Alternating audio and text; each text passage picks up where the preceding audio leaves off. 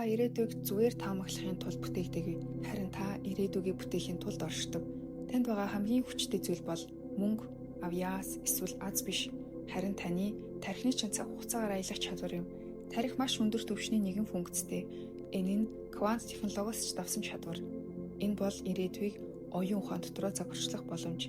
Нейро шинжилгээ ухаанд үүнийг ирээдүйн эпизодик сэтгэлгээ гэж нэрлэдэг. Өөрөөр хэлбэл хараахан болоогүй үйл явдлыг маш тод сэтгэл хөдлөлийн хувьд бодит мэтээр төсөөлөх чадвар юм. Та ирээдүйн үр дүнг сэтгэл хөдлөл, нарийн дүрсэлтэйгээр төсөөлөх бүртээ зүгээр нөмөрөөд зогсохгүй, тархиа ухаан боломжит зүйлс итгэхээр дахин тохируулж түүнийг бодит болгоход чиглэсэн мэдрэлийн холбоосуудыг бий болгодог.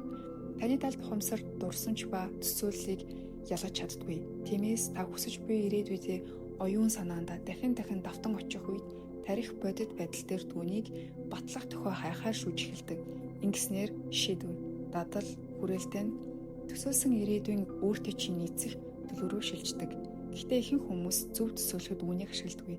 Дийлэнх нь сүрэг, бүтэлгүй, эсвэл санаа зовлонлоор зүрх үрдэн гүртчлэн тавтахад ашигладаг.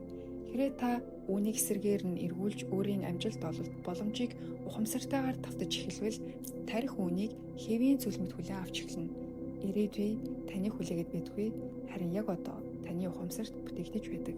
Тэрнээс асуулт нь боломжтой юу гэдэгт биш, харин та оюун санаандаа бодит байдлыг гүйцэтгэж очих боломж төлбөртөө амьдарч эхлэхэд бэлэн үү гэдэгт юм.